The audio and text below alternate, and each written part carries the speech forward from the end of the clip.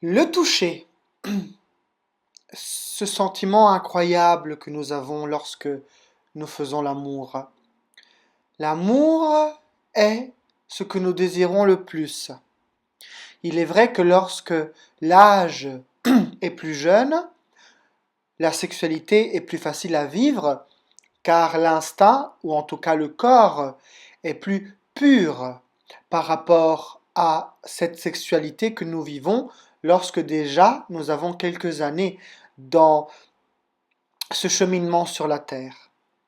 Ce qu'il faut par contre garder à l'esprit, c'est qu'il est vrai que lorsque la sexualité commence, nous avons réellement un début de pureté, c'est-à-dire que notre sexualité est un capital, bien sûr la sexualité étant notre étincelle divine, étant ce mouvement éternel que nous avons en nous et qui nous montre aussi ce qu'est l'immortalité, car il est très facile, très possible en tout cas, de comprendre qu'il est possible d'être éternel comme un vampire, mais d'être aussi mortel, c'est-à-dire qu'un vampire peut être tué. Donc éternel pour toujours, immortel pour toujours dans le corps. La sexualité donc, par rapport à cette pureté que nous avons au niveau de la puberté, est quelque chose qui peut s'entretenir et qui peut aussi augmenter. Nous entrons dans l'évolution lorsque notre sexualité est pure. Lorsqu'elle est pure, nous avons réellement un sentiment incroyable d'extase. Dans les religions où le yoga ou la méditation sont dans le centre de la discussion, ces religions montrent bien que la sexualité est cette extase dont ces mouvements mentionnent l'existence. Pour être pur, il faut être gentil afin de mériter cette extase, afin de mériter sa sexualité. Le sexe est ce que nous désirons le plus. Afin d'arriver à comprendre comment l'augmenter, permettre son évolution, le mener plus loin, plus haut, plus profond et réellement plus extatique, comprendre le toucher. Déjà, une partie du corps dans le corps féminin, au toucher transmet du plaisir. Nous savons très bien que cela est le vagin.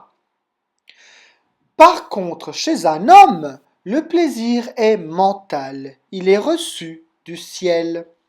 Car dans la sexualité, l'union se fait à travers le ciel. C'est là le concept de l'éclipse. Par contre, lorsque nous avons quelqu'un qui par exemple est de ma sexualité, car moi je suis ce que l'on nomme homosexuel passif. Cela veut dire que je ne suis que féminin. Mon être n'est que féminité. Tout mon corps est donc à considérer comme un vagin. Quand on touche ma peau, ma bouche, même mon crâne, peu importe ce que vous touchez, mes cheveux, car ils sont toujours attachés, vous ressentez le plaisir que ce corps donne. Je n'ai pas de force. La seule façon que j'ai de me protéger est d'utiliser ma sorcellerie, car elle est la protection.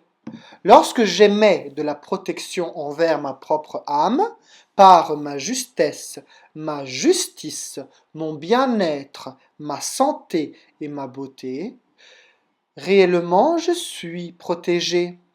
Et de toute façon, je me laisse guider par mon intuition, car de toute façon, je ne veux pas me retrouver devant des accidents ou devant des problématiques. Le discours donc de cette sexualité à travers le toucher vous permettra de comprendre réellement et concrètement les 4 types de sexualité que nous avons sur la Terre. Lorsque l'esprit est masculin et que donc au centre de l'être se trouve la force centrifuge de l'existence, cela est un homme. L'homme veut polliniser la fleur. Cette fleur est divinement la magie. Cette magie se ressent par un plaisir donné lorsque le masculin arrive à polliniser. Lorsque deux hommes qui s'aiment mais qui sont homosexuels versatiles. C'est-à-dire que tous les deux esprits sont masculins. Le plaisir est bien sûr aussi donné, mais il vient du ciel. C'est là qu'on appelle le massage prostatique. Chez des hétérosexuels, le massage prostatique existe aussi bel et bien, avec la force de la femme hétérosexuelle, car dans son esprit siège la féminité, mais le point fondamental est cette force masculinité qu'elle possède aussi dans son corps et qui permet l'agrandissement des hanches, des seins, car les oestrogènes sont un hormone rouge, comme la testostérone qui est un hormone bleu, et ces hormones donc masculines, qui sont de couleur de l'arc-en-ciel, permettent un agrandissement. Ce qui est agrandissement est toujours masculin.